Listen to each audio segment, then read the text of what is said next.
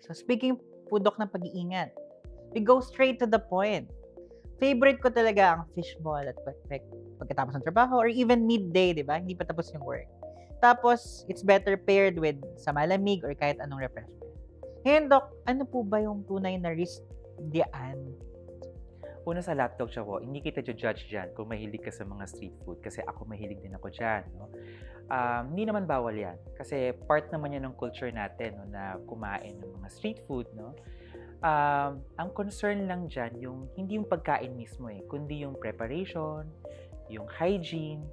Isa sa mga risks diyan na puwede nating makuha is yung hepatitis A. So, para siyang blind date, so masaya pero may mga risk minsan, 'no? So, hindi mo agad malalaman yung history, how the food was prepared, na kaya dapat wise ka rin talaga, sa mga choices mo.